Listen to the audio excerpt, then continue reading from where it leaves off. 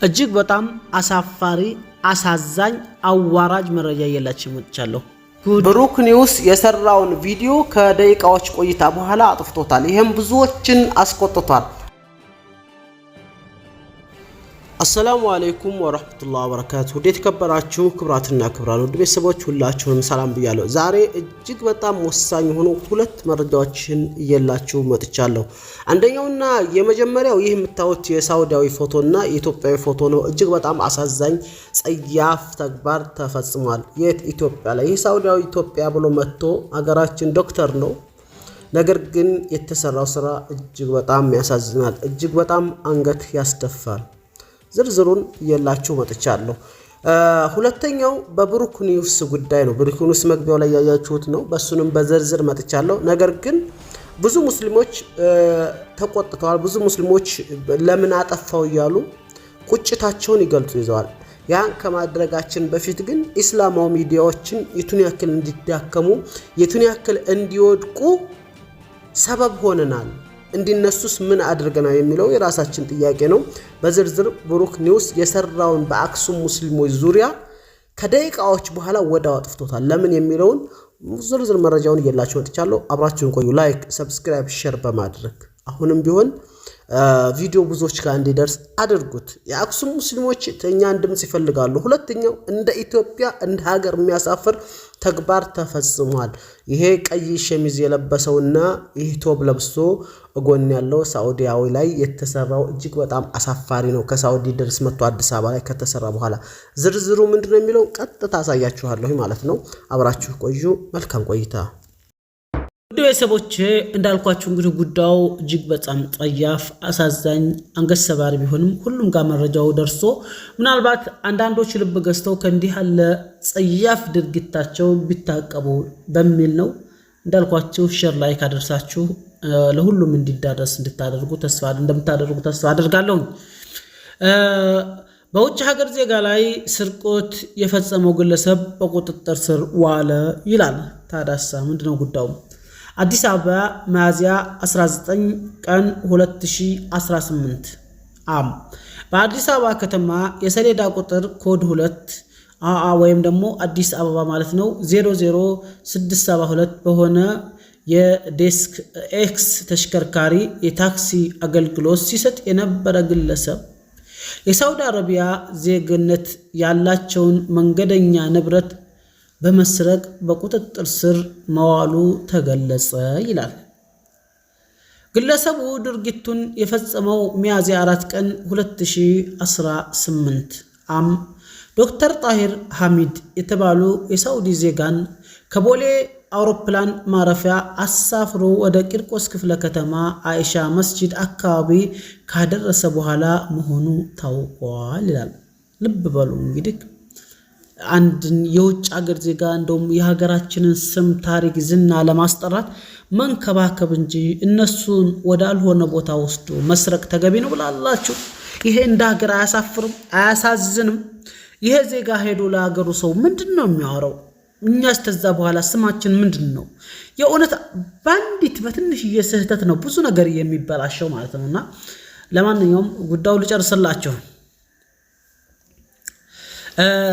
ተበዳዩ ግለሰብ መድረሻቸው ላይ ደርሰው ሂሳብ ከፍለው ከወረዱ በኋላ ባደረጉት ማጣራት 3000 የሳውዲ ሪያል ከፖርሳቸው ውስጥ እንደተሰረቀባቸው አረጋግጠዋል ይላል።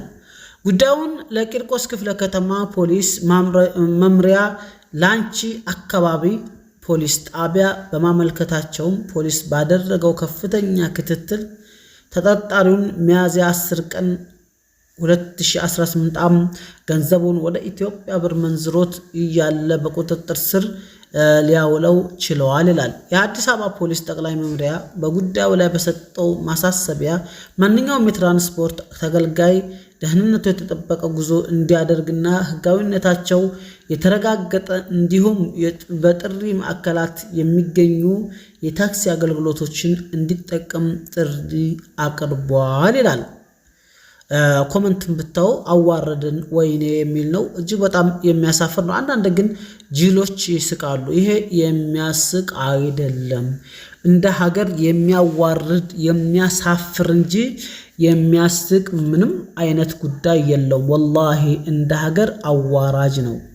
እኔ በራሴ ያዋርደናል ነው የምለው። ለማንኛውም ይሄ ሳውዲ ዜጋ ሄዶ ለሳውዲዎች ሶሻል ሚዲያ ይጠቀማሉ። ብዙዎች ምንድን ነው የሚሏቸው? እኛስ በየቤቱ አለን። አረብ ቤት ያሉ እህት ወንድሞቻችን ምንድን ነው የሚባሉት? ይሄ እጅግ በጣም አሳፋሪ፣ ይሄ በአደባባይ ላይ የእጁን ማግኘት ያለበት ግለሰብ ነው። በተለይ የውጭ ዜጋ ወደ ሀገራችን ሲመጣ መንከባከብ ነው ያለብላችሁ ወዳለሁኝ። ወደ ሌላ መረጃ እንለፍ። አብራችሁ ቆዩ። በድጋሚ ቤተሰቦች፣ ሌላኛው ብሩክ ኒውስ የሚባል ይህን ጋዜጠኛ ታውቁታላችሁ። የዩኒቨርሲቲ መምህር ነው። ስለ አክሱም ሙስሊሞች ድምጽ ሆኖ ነበር። አንድ የተወሰነ ደቂቃ ድምጽ ከሆነ በኋላ ቪዲዮውን ቀጥታ አጥፍቶታል ማለት ነው። በተለይ እንግዲህ እንደ ጋዜጠኛ አንድ ጋዜጠኛ ዘገባ ሲዘግብ ከሱ ሃይማኖት አንጻር ከሚደግፈው ከሚያውቃቸው ወጣ ብሎ የሚሰራው የጋዜጠኛ የድርሻ ነው። ከአክሱም ሙስሊሞች ላይ የሚደርሰው ጭቆና ብሩክ ድምጽ ሆኖ ነበር። ትንሽ ቆይቶ ግን አጥፍቶታል ያሉ በርካታ ሰዎች ጥያቄ እያነሱ ይገኛሉ። ዛሬም ነገም ቢሆን አንደኛ እስላማዊ ሚዲያዎችን አጥፍተናል፣ በራሳችን እኛ ሙስሊሞች ማለት ነው። አሁን እንደዚህ እናላዝባለን። እንትና ድምጽ ሆኖ ነበር፣ እንትና አጠፋብን፣ እንትና ድምጽ አልሆነልንም። የአክሱም ሙስሊሞች እውነት እናውራ ካልን በሌላ በኩል ቢሆን ከዚህ በላይ ይዘገብላቸው ነበር።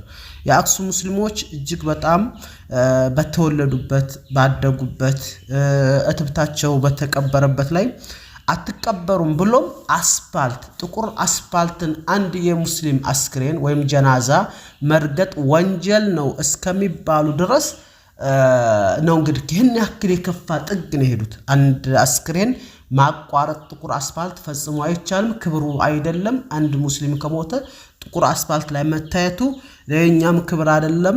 ስለዚህ ክብራችንን ያቆሻል ተብሎ በጥቁር አስፓልት እንኳን እንዳከድ የተባለ ነው። በዚህ ያክል ተጠይፈውት ማለት ነው። ሙስሊሙን በተወለደበት ባደገበት ራሱ ግብር ከፍሮ ባሰራበት ጥቁር አስፓልት ላይ ግብር እየከፈለም በሚያሰራበት ልማት ላይ አስባችሁታል?